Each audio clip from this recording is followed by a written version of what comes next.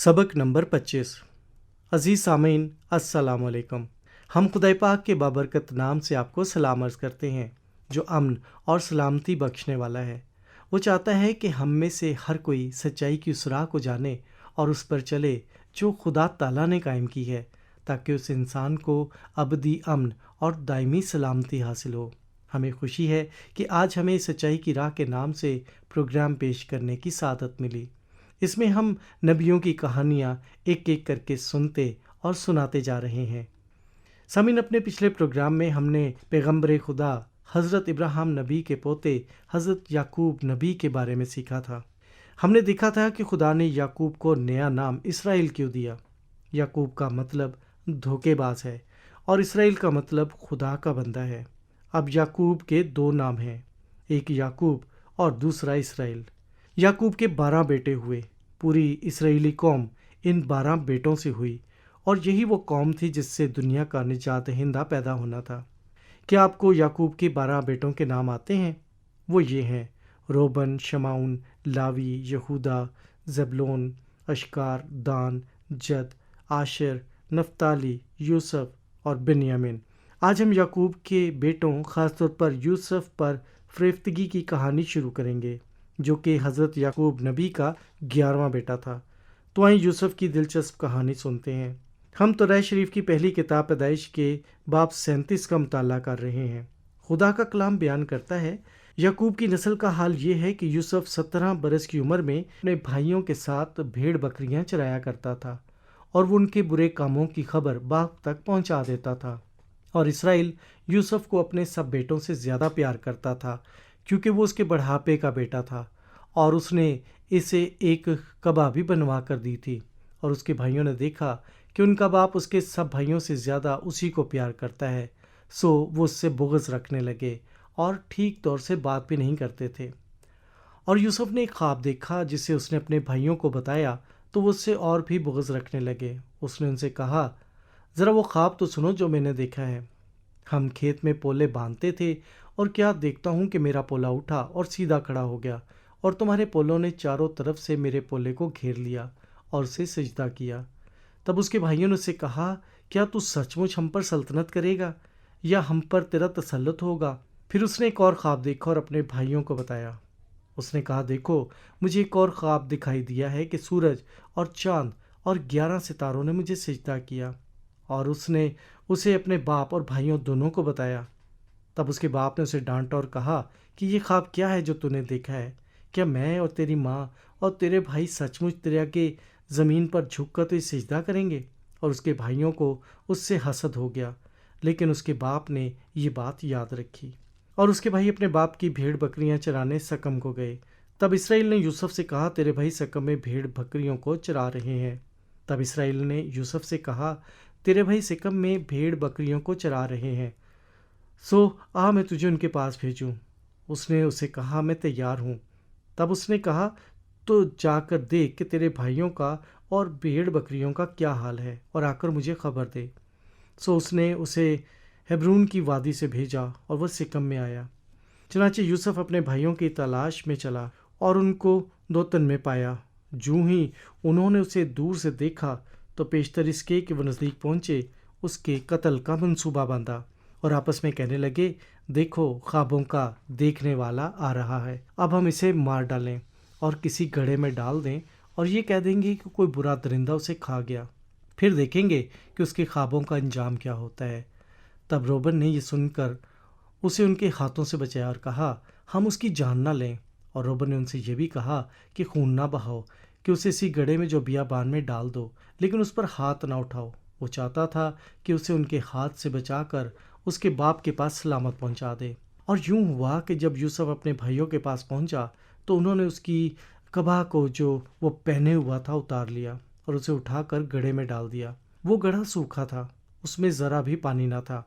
और वो खाना खाने बैठे और आंख उठाई तो देखा कि इस्माइलियों का एक काफिला जलाद से आ रहा है और गरम मसाला और रोगन बलसान और मुर ऊँटों पर लादे हुए मिस्र को ले जा रहे हैं।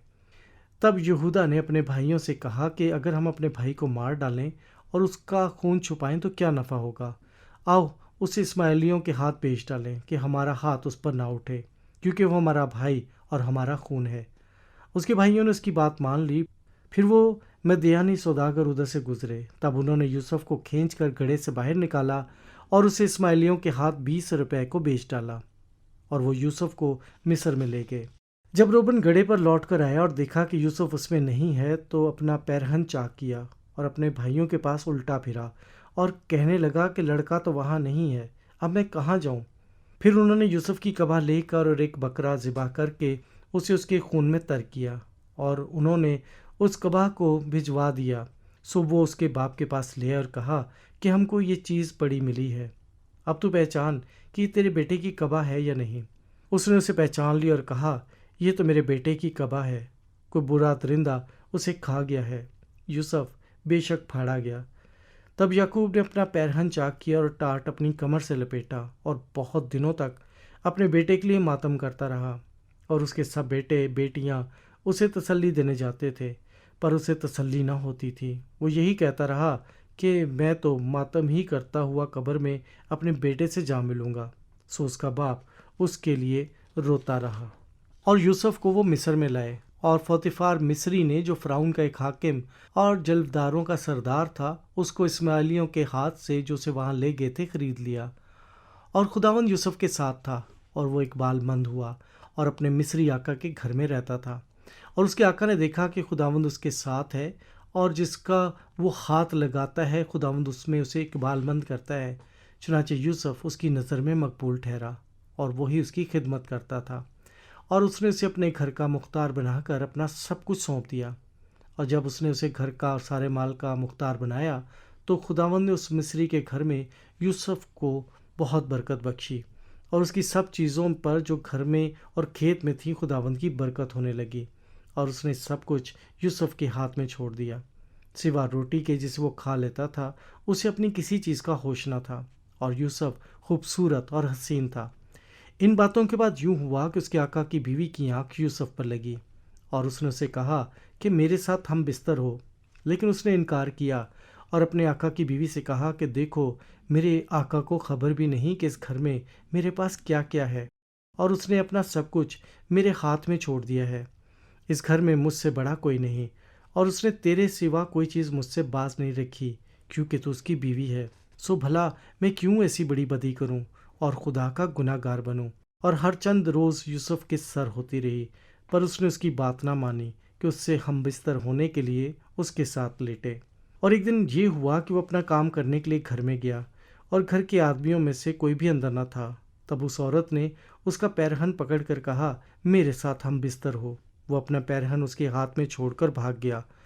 تو اس نے اپنے گھر کے آدمیوں کو بلا کر ان سے کہا دیکھو، وہ ایک کو ہم سے مذاق کرنے کے لیے ہمارے پاس لے آیا، مجھ سے ہم بستر ہونے کو اندر گھسایا، اور میں بلند آواز سے چلانے لگی۔ جب اس نے دیکھا کہ میں زور زور سے چلا رہی ہوں تو اپنا پیرہن میرے ہی پاس چھوڑ کر باہر بھاگ گیا۔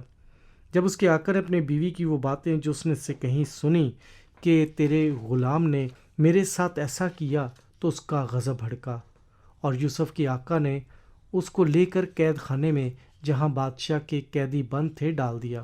لیکن خداوند یوسف کے ساتھ تھا، اس نے اس پر رحم کیا اور قید خانے کے دروغہ کی نظر میں اسے مقبول بنایا۔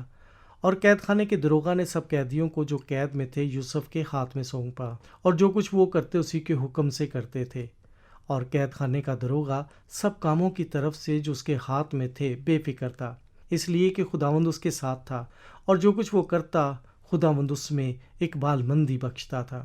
ہم نے آج جو کچھ سیکھا اس کا خلاصہ یہ ہے کہ یوسف نے سچائی کو پسند کیا اور بدکاری کو ناپسند۔ اس نے گناہ کی لذت اٹھانے کی بجائے قید خانے کی مصیبتیں برداشت کرنا زیادہ بہتر جانا۔ یہی وجہ تھی کہ جب اس کے آقا کی بیوی بد نیت ہوئی اور اس نے یوسف کو حرام کاری کی دعوت دی تو یوسف نے انکار کیا اور کہا میں کیوں ایسی بڑی بدی کروں اور خداوند کا گنہگار بنوں۔ یوسف کو معلوم تھا کہ خدا کی خدمت اور گناہ کی زندگی ایک ساتھ نہیں رہ سکتے۔ یوسف نے اپنا دل خدا کو دے دیا تھا، اس لیے وہ نیکی سے پیار کرتا تھا اور بدی سے نفرت۔ اپنے جد امجد حضرت ابراہیم کی طرح یوسف کا بھی ایمان تھا کہ خدا نے دنیا کے نجات دہندے کا وعدہ کیا ہوا ہے، اور وہ نجات دہندہ ہر بنی آدم کے گناہ کی خاطر جان دے گا۔ اس ایمان کی بدولت خدا نے یوسف کے گناہوں کو معاف کر دیا، اور اس کے دل کے اندر وہ قوت اور وہ آرزو بھر دی جو اس بدکار دنیا میں گناہ پر غالب آئے اور راست بازی کی زندگی گزارے۔ خدا حضرت یوسف کے ساتھ ساتھ چلتا تھا کیونکہ یوسف خدا کے ساتھ ساتھ چلتا رہا۔ یوسف نے گناہ کی زندگی کے مزے نہ لوٹے کیونکہ اس نے اپنا دل خدا کو دے رکھا تھا۔ جو شخص دل سے خدا کے جانتا ہے، اس کی مانتا ہے اور اس کی پرستش کرتا ہے، وہ ان چیزوں سے پیار کرے گا جن سے خدا پیار کرتا ہے۔ خدا کا کلام یہی بتاتا ہے کہ کوئی آدمی دو مالکوں کی خدمت نہیں کر سکتا، کیونکہ یا تو ایک سے دعوت رکھے گا اور دوسرے سے محبت، یا ایک سے ملا رہے گا اور دوسرے کو ناچیز جانے گا۔ تم خدا اور دولت دونوں کی خدمت نہیں کر سکتے، کیونکہ راست بازی اور بے دینی میں کیا میل جول، یا روشنی اور تاریکی میں کیا شراکت۔ خدا نور ہے اور اس میں ذرا بھی تاریکی نہیں۔ اگر ہم کہیں کہ ہماری اس کے ساتھ شراکت ہے اور پھر بھی تاریکی میں چلیں تو ہم جھوٹے ہیں اور حق پر عمل نہیں کرتے۔ سامعین، جن لوگوں کا خدا کے ساتھ سچا رشتہ ہے وہ خدا کے کلام کا یقین کرتے ہیں اور اس پر عمل کرتے ہیں، لیکن جن کا رشتہ خدا کے ساتھ کچھ نہیں ہوتا وہ ہمیشہ گناہ کے قبضے میں رہتے ہیں۔ بے شک وہ اوپر سے کتنے بھی دینی یا وزرداری دکھائیں، مگر ان کی سوچیں، ان کے دل کے ارادے، ان کی باتیں اور ان کے کام گناہ کے ماتحت ہوتے ہیں۔ وہ گناہ پر غالب آنے کی خوب کوشش کیوں نہ کریں، لیکن پھر بھی وہ ایسا کرنے میں ناکام ہی رہتے ہیں، کیونکہ گناہ ان پر بہت حاوی ہو چکا ہے۔ خدا کے پاکرو کی قدرت اور قوت ان کے دلوں میں کام نہیں کرتی۔ خدا یہ قوت ان لوگوں کو بخشتا ہے جو اس کے کلام کا یقین کرتے ہیں اور نجات کی اس راہ کو قبول کرتے ہیں جو خداوند تعالیٰ نے خود تیار کی ہے۔ آج سننے والا خواہ کوئی بھی ہے، کیا خدا نے اپنی قوت سے آپ کے دل کو نیا کیا ہے؟ کیا آپ نے نجات دہندے کی بابت جو آپ کے دلوں کو ہر طرح کے گناہ سے پاک صاف کرنے کا اختیار رکھتا ہے، انجیل مقدس کو بھی قبول کیا ہے، یا پھر آپ اب تک گناہ کے اختیار کے ماتحت زندگی گزار رہے ہیں؟ خدا کا کلام فرماتا ہے خدا کے نزدیک جاؤ تو وہ تمہارے نزدیک آئے گا۔ اے گناہ گارو، اپنے ہاتھوں کو صاف کرو، اور اے دو دلو، اپنے دلوں کو پاک کرو۔ خداوند کے سامنے فروتنی کرو، وہ تمہیں سر بلند کرے گا۔ عزیز دوستو، آپ کا شکریہ، آپ نے ہمارا آج کا پروگرام سنا۔ خداوند کے فضل سے اگلے مطالعے میں یوسف کی کہانی کو ہم جاری رکھیں گے اور جانیں گے کہ وہ قید سے باہر کیسے آیا اور پورے مصر کے ملک پر کیسے حکمران ہوا۔ خدا کے کلام کی اس آیت پر غور کرتے ہیں اور اسی سے ہم سب برکت بھی پائیں گے۔ خدا نور ہے اور اس میں ذرا بھی تاریکی نہیں۔ اگر ہم کہیں کہ ہماری اس کے ساتھ شراکت ہے اور پھر تاریکی میں چلیں تو ہم جھوٹے ہیں اور حق پر عمل نہیں کرتے۔